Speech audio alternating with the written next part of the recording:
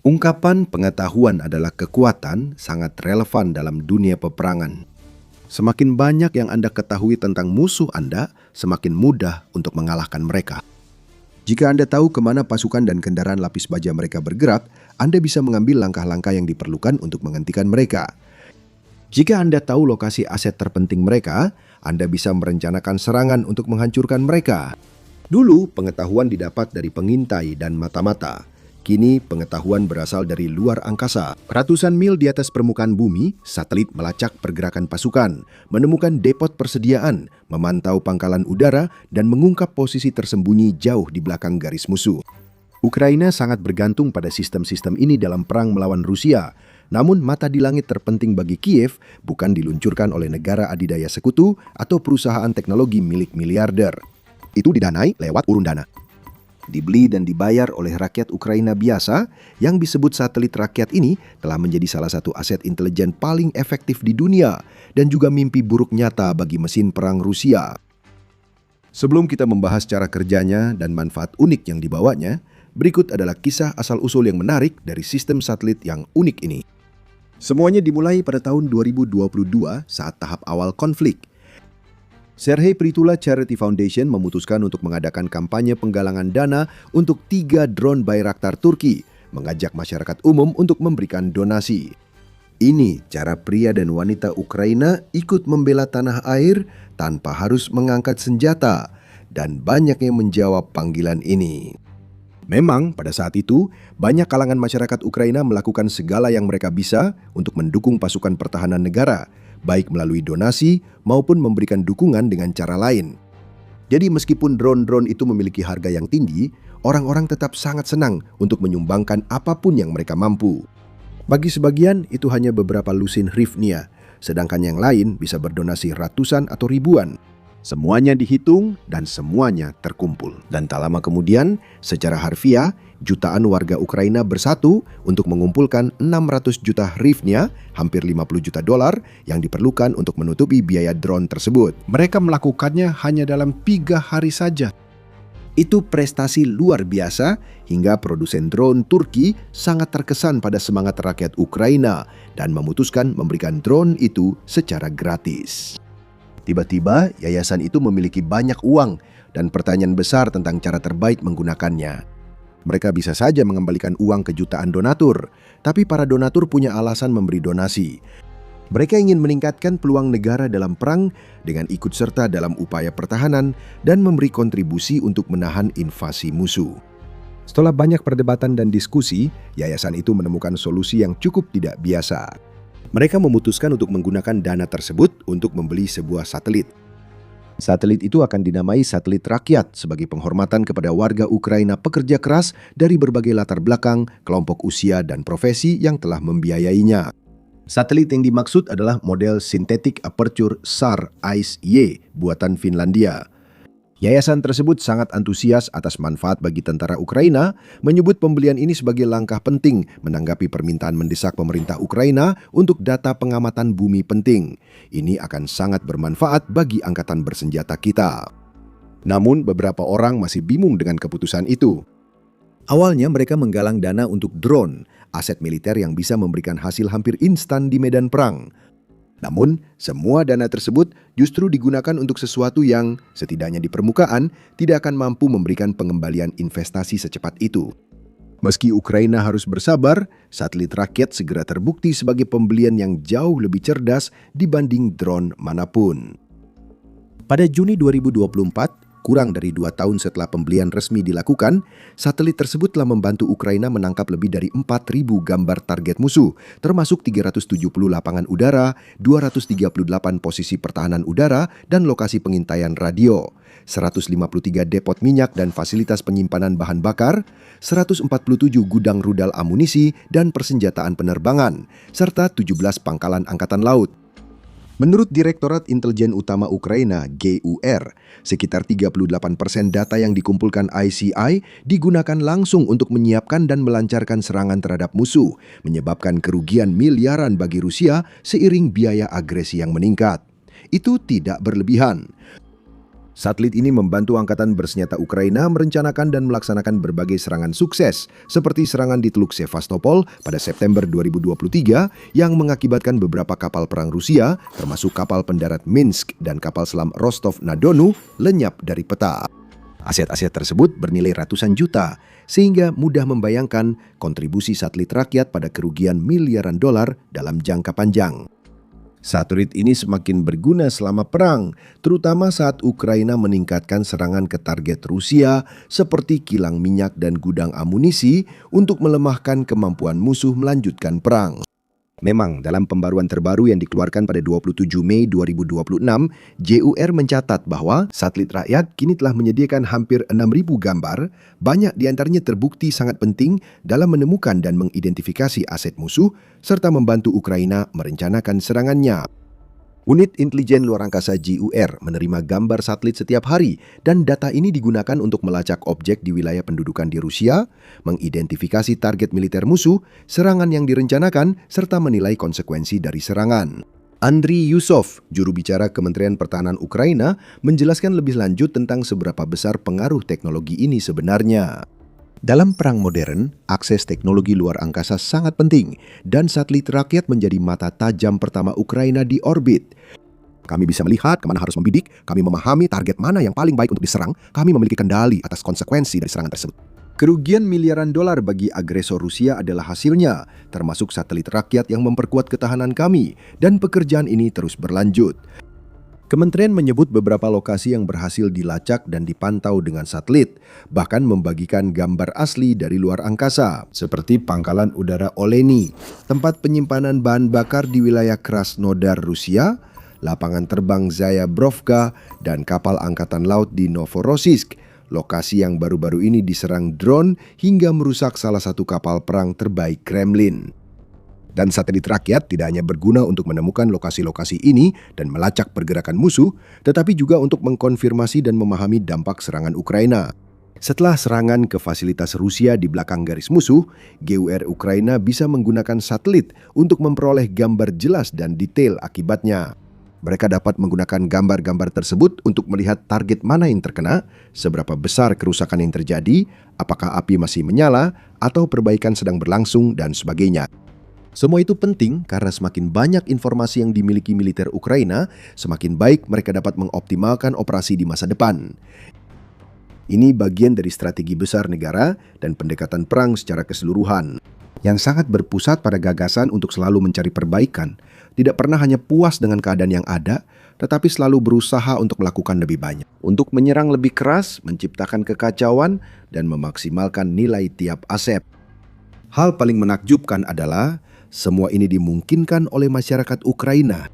Setiap orang yang menyumbang pada penggalangan dana awal itu pada dasarnya telah berperan dalam membantu tentara menemukan dan menyerang ratusan target Rusia, menyebabkan kerugian miliaran dolar secara harfiah kepada para penjajah.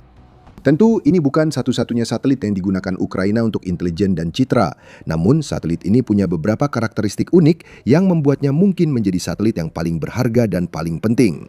Sebelum membahasnya, seperti satelit rakyat, The Military Show memberi gambaran lengkap, bukan sekedar berita utama. Tekan subscribe untuk tetap terdepan. Untuk memahami nilai sebenarnya dari satelit ini, penting untuk melihat bagaimana cara kerjanya. Karena ini bukan sekedar satelit biasa, ini adalah satelit SAR. Sederhananya, satelit ini memancarkan gelombang radar dan mengukur pantulannya untuk mengambil gambar bumi. Itu berbeda dari satelit optik konvensional yang berfungsi seperti kamera di luar angkasa dan mengambil foto pemandangan di bawahnya. Seperti kamera, satelit optik optimal di cuaca cerah, tapi bisa kesulitan di kondisi lain.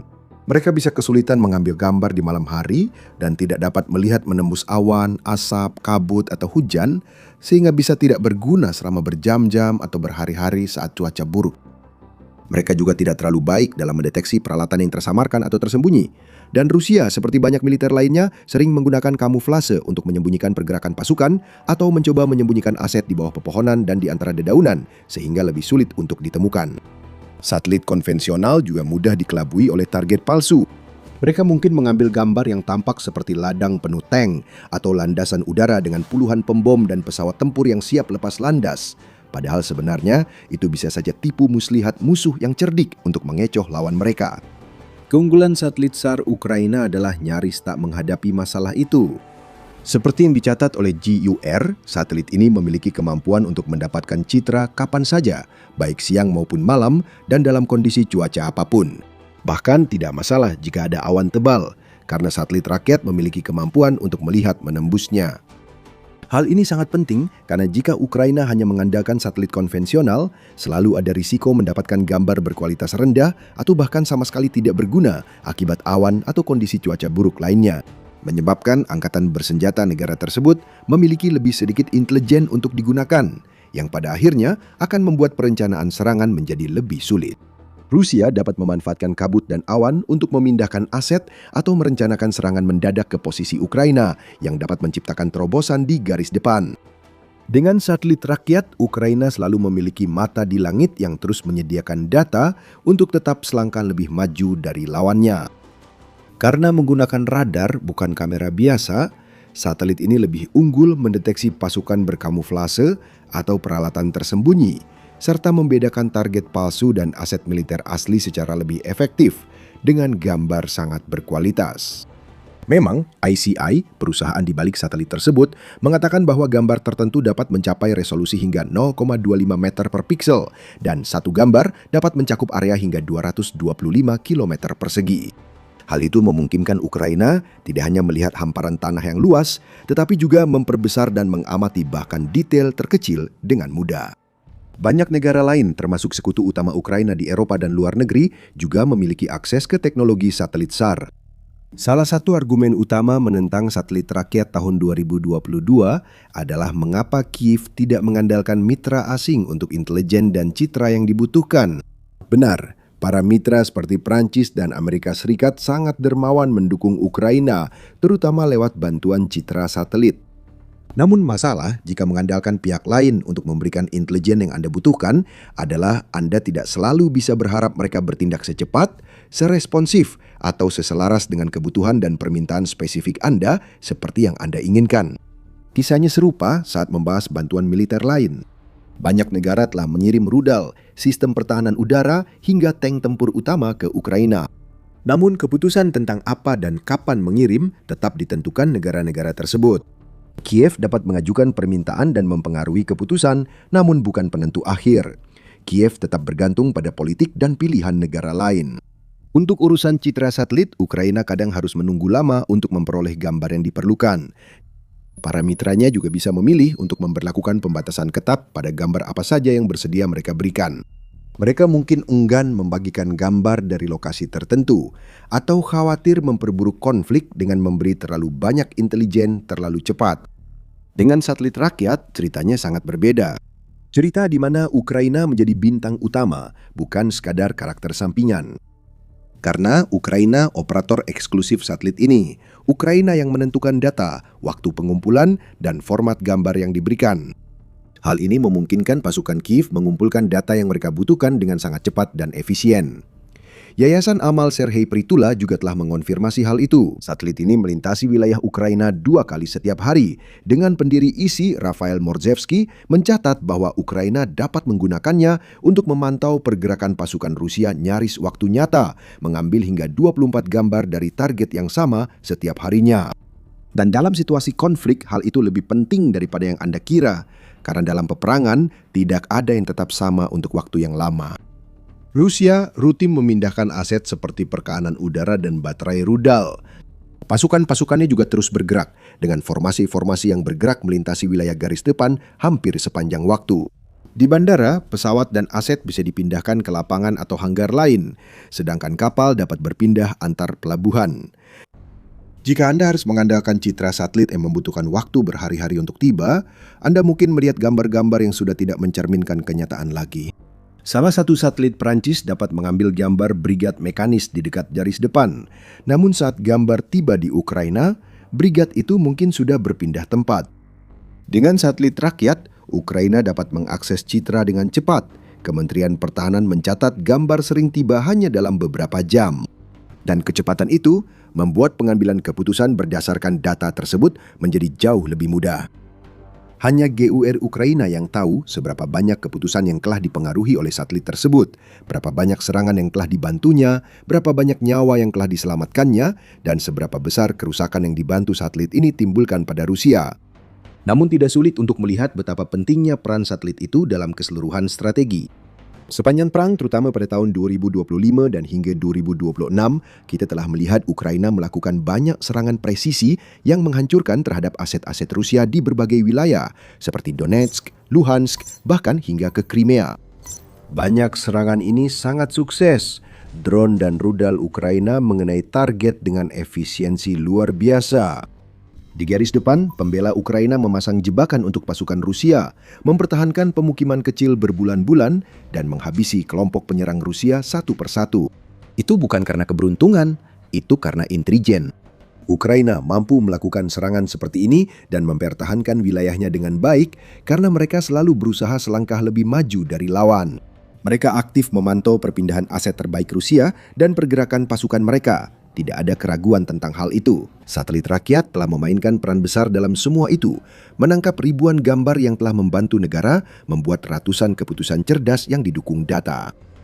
Ini adalah contoh lain bagaimana Ukraina memanfaatkan teknologi dan inovasi untuk keuntungannya dalam perang. Kita telah melihat pasukan Kiev menggunakan drone mutakhir, sistem peperangan elektronik tercanggih, dan bahkan kecerdasan buatan untuk memperkuat pertahanannya dan menyamakan peluang dengan lawannya. Satelit rakyat adalah demonstrasi inspiratif dari pendekatan visioner Ukraina terhadap teknologi yang sedang berkembang. Dan bisa dibilang, bagian terbaik dari semua ini adalah tidak ada yang bisa dilakukan Rusia untuk menghentikannya. Bahkan jika pasukan Kremlin memutuskan untuk mengambil tindakan militer terhadap satelit itu, misalnya dengan menggunakan perang siber atau bahkan rudal anti-satelit, itu tidak akan berpengaruh. Karena satelit rakyat sepenuhnya diasuransikan, ICI telah berjanji bahwa jika terjadi sesuatu padanya, Ukraina akan diberikan pengganti yang identik. Jadi, selama perang ini berlangsung, satelit itu akan terus melayang jauh di atas, tak terlihat namun tetap diingat, memainkan peran sunyi namun tak ternilai dalam perang ini, dan membuat Rusia tidak punya tempat bersembunyi sama sekali.